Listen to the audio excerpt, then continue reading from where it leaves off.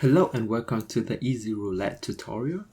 In the previous video, we have successfully set up the login scene in our Unity client. And in today's video, I'll be showing you how to set up our socket client in Unity. And without further ado, let's get started. Okay, let's start by creating the socket folder inside the scripts folder. Call it sockets. And in the sockets folder, I'll create 3 C# scripts, namely socket initializer. The second one will be socket proxy, and the last one will be socket request. Alright, let's open up the socket proxy. Open it. Okay, so I don't need the start and update functions in the socket proxy, but I need it to be a singleton class. So let's do it.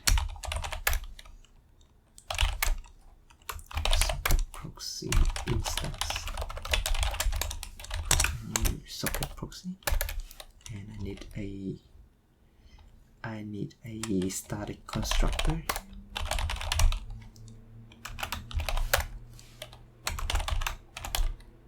No, it's actually a static method,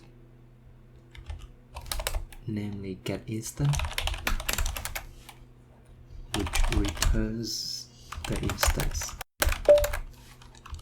Right. And inside this one, I also need a field host and a field port. And I also need an EzyClient field, namely client. Okay, let's import it from easyfoxserver.client.easyclient. Okay.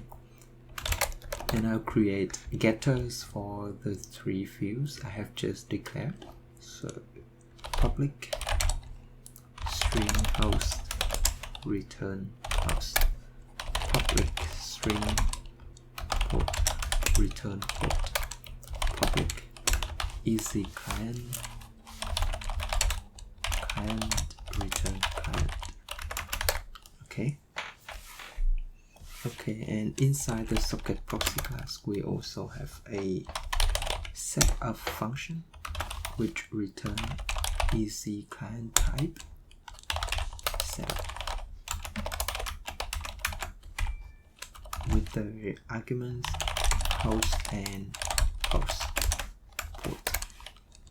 Okay, so we set the host to be the host argument and the port as well. Next, let's declare a config variable.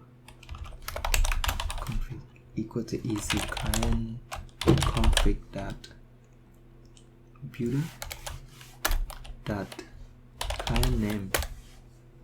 No, not this one. Client name.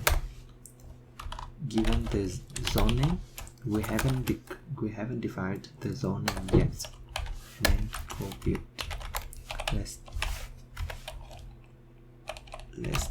define the your name here. Okay, it will be public constant string zone name equal to the EzyRoulette as in our server. Okay, and I also need a plugin name. Right, it will be used later. Right, I have the config already, and now I need to declare the clients, which is the EzyClients dot get instance. Also, let's create a client by calling clients that new default client. and giving it a config, and also the setup will be setup. So here we need to add some data handler to setup. Okay. Okay, so and finally return the type that we have just created. Alright. Let's declare the first data handler.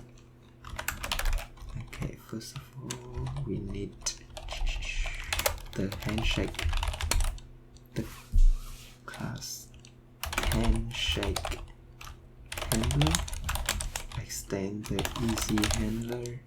easy handshake handler, and I need to implement missing members, which are the get login request. Okay, inside this one I'll return an easy handshake request, easy login request. Okay. And we need to pass in the zone name, string name, and zone name, username, and password.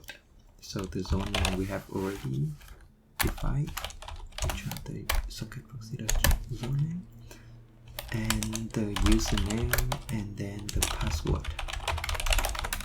Okay. To access the username and password, I'll create. Okay, let's return to the Unity. I'll create another folder, namely entity, and inside the entity I'll create a C# script, namely user.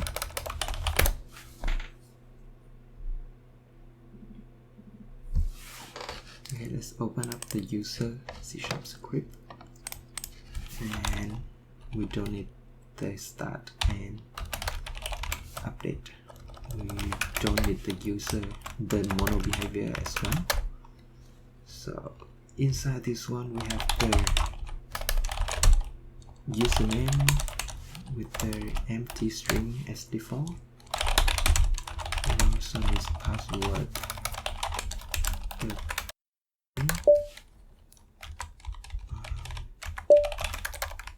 Okay, and we also need getter and setter for the username and password. Username, okay, return username, and set return username equal to valid.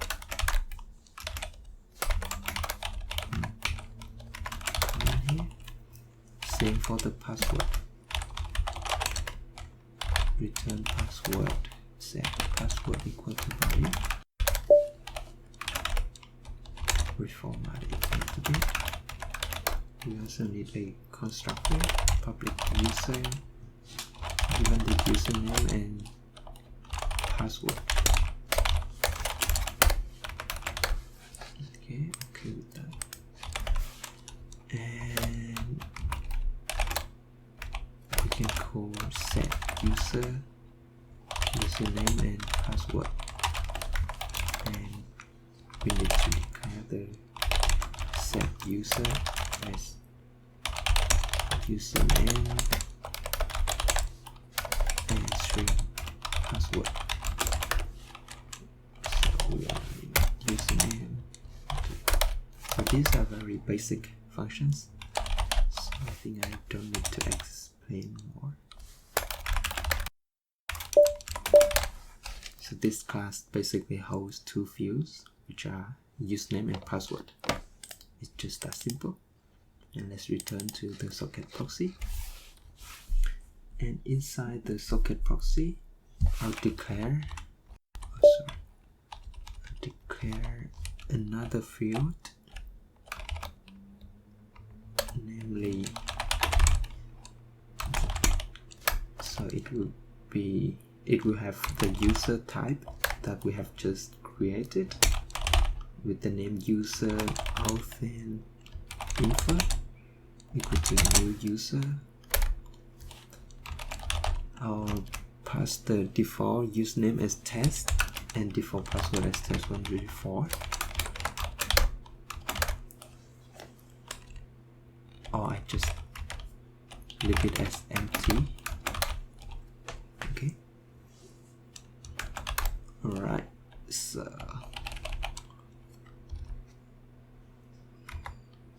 this one should be integer. So okay, I need to declare a getter for the user authent info as well. So it would be user authent info should be the getter should be the return user authent info and set user authent equal to values.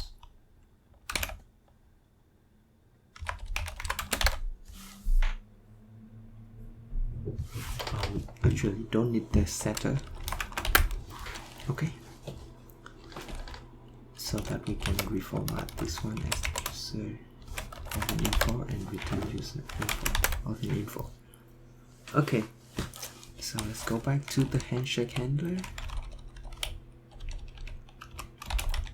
So now I can get access to the socket proxy that get instant that user authent info that username and then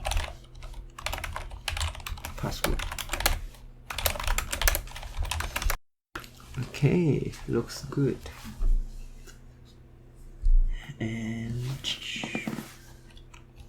now I need another handler, namely before that I need to add the new handler to my setup. So let's do it by calling setup.add data handler with the command EzyCommand.handshake new handshake handler. Oops, sorry.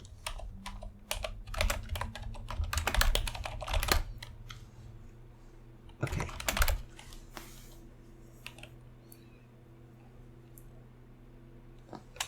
And this handshake handler will send an easy login request.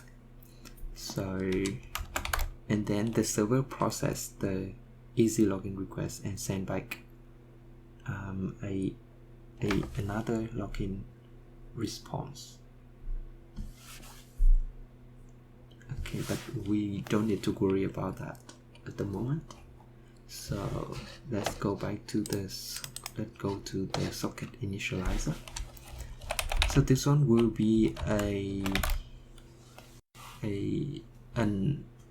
singleton class as well. So but it's a little bit different from the socket proxy because it is a mono behavior class.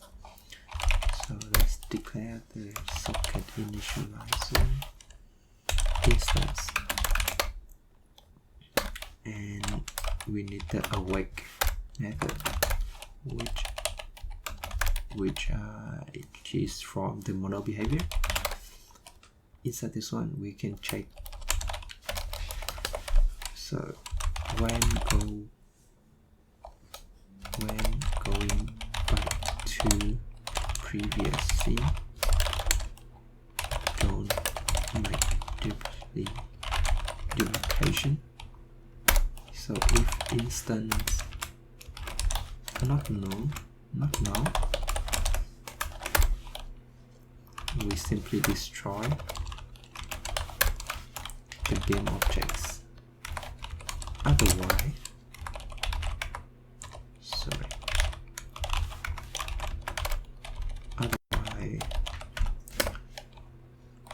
we set the instance equal to this, and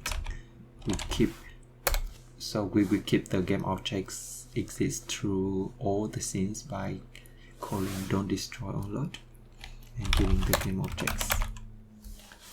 Okay, and in the start function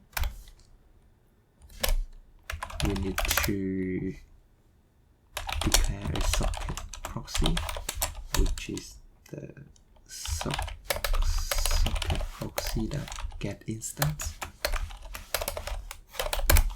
and we will call the socket proxy that setup with the given host and port. So we need to declare 3 fields, but the first one is the host with the default 127.0.0.1 and the port as 3005, which is the default port of the EzyFox server. And I also need a Ezy client. Let's import this one. Okay, looks good. And in the update function, I need to call the client that process events. Okay, so these are fixed steps to initialize the socket client in Unity. Here we go. Let's print out some log in the socket proxy so we can know where we are. Okay, debug.log start setting up a socket client, and finally debug.log with the message finish setting up socket client. Alright, now we can go back to the Unity editor and I'll create a new game objects with the name socket, and then attach the socket initializer to it. So I can change the host and the post here, but I'll leave it as default for now. And now we can run and test our game. So let's run it. Open the console. You can see here there's a warning. You're trying to create a model behavior using new keyword. So that is the socket proxy class. So let's go back to the socket proxy. So because I call the new socket proxy here, and socket proxy is extending the mono behavior. Actually, we don't need to extend the mono behavior here. And yeah, I think that solved the warning here. Just clear it and run the game again. Okay, looks good when I click play. So there is 2 logs. The first one is start setting up socket client and finish setting up socket client. Looks good. And now I can type username and password and then click open button. You print out the username and password in the console. Looks good. Okay, so in today's video I have shown you how to set up the socket client in the Unity 3D.